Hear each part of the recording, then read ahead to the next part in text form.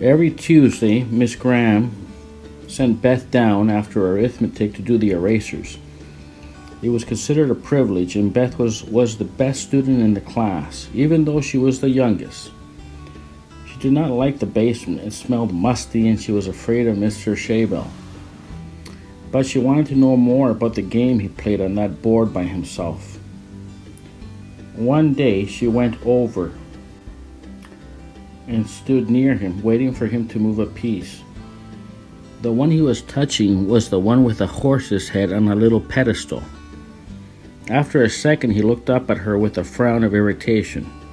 "What do you want, child?" he said. Normally, she fled from any human encounter, especially with grown-ups. But this time, she did not back away. "What's that game called?" she asked. He stared at her. "You should be upstairs with the others." She looked at him levelly. Something about this man and the steadiness with which he played his mysterious game helped her to hold tightly to what she wanted. "I don't want to be with the others," she said. "I want to know what game you're playing." He looked at her more closely, then he shrugged. "It's called chess." A bare light bulb hung from a black cord between Mr. Shabel and the furnace. Beth was careful not to let the shadow of her head fall on the board. It was Sunday morning. They were having chapel upstairs in the library, and she had held up her hand for permission to go to the bathroom, and then came down here. She had been standing watching the janitor play chess for 10 minutes. Neither of them had spoken, but he seemed to accept her presence. He would stare at the pieces for minutes at a time, motionless, looking at them as though he hated them, and then reach out over his belly. Pick one up by its top with his fingertips, hold it for a moment as though holding a dead mouse by the tail, and set it on another square. He did not look up at Beth. Beth stood with the black shadow of her head on the concrete floor at her feet and watched the board, not taking her eyes from it, watching every move. She had learned to save her tranquilizers until night. That helped her sleep. She would put the oblong pill in her mouth when Mr. Ferguson handed it to her, get it under her tongue, take a sip of the canned orange juice that came with the pill, swallow, and then when Mr. Ferguson had gone on to the next child, take the pill from her mouth and slip it into the pocket of her middy blouse. The pill had a hard coating and did not soften in the time it sat under her tongue. For the first 2 months she had slept very little. She tried to, lying still with her eyes tightly shut, but she would hear the girls in the other beds cough or turn or mutter. Or a night orderly would walk down the corridor, and a shadow would cross her bed, and she would see it, even with her eyes closed. A distant phone would ring or a toilet would flush. But worst of all was when she heard voices talking at the desk at the end of the corridor.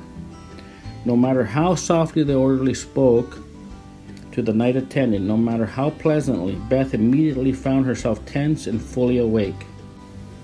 Her stomach contracted, she tasted vinegar in her mouth, and sleep would be out of the question for that night. She would snuggle up in bed, allowing herself to feel the tension in her stomach with a thrill, knowing it would soon leave her. She waited there in the dark, alone, monitoring herself, waiting for the turmoil in her to peak. Then she swallowed the 2 pills and lay back until the ease began to spread through her body like the waves of a warm sea.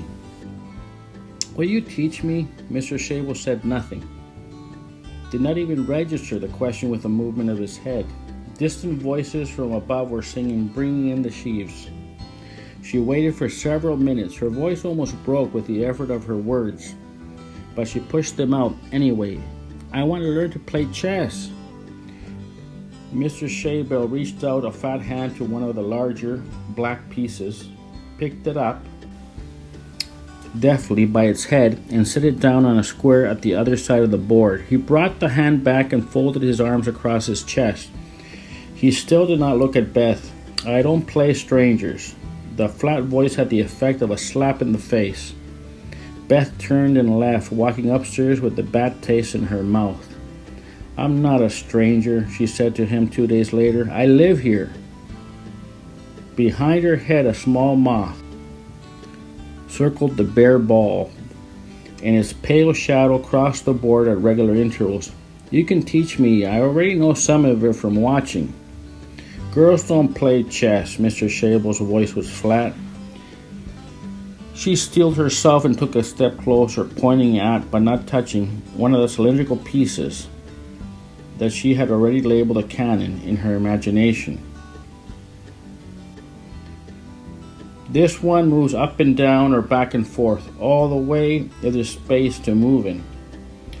Mr. Shable was silent for a while. Then he pointed at the one with what looked like a slashed lemon on top. And this one? Her heart leapt. On the diagonals. You could save up pills by taking only one at night and keeping the other. Beth put the extras in her toothbrush holder where nobody would ever look. She just had to make sure to dry the toothbrush as much as she could with a paper towel after she used it, or else not use it at all and rub her teeth clean with a finger.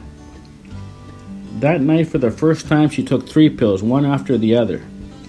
Little prickles went across the hairs on the back of her neck. She had discovered something important. She let the glow spread all over her. Lying on her cot in her faded blue pajamas, in the worst place in the girls' ward, near the door to the corridor and across from the bathroom, something in her life was solved. She knew about the chess pieces and how they moved and captured, and she knew how to make herself feel good in the stomach and in the tense joints of her arms and legs with the pills that the orphanage gave her. Okay, child, Mr. Shable said, we can play chess now. I play white. She had the erasers. It was after arithmetic, and geography was in 10 minutes. I don't have much time, she said.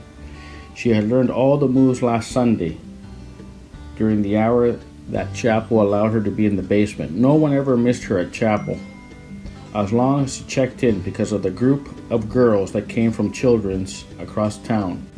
But geography was different. She was terrified of Mr. Shell, even though she was at the top of the class. The janitor's voice was flat. Now or never, he said. I have geography. Now or never. She thought only a second before deciding. She had seen an old milk crate behind the furnace. She dragged it to the other end of the board, seated herself, and said, move. He beat her with what she was to learn later was called the scholar's mate after 4 moves.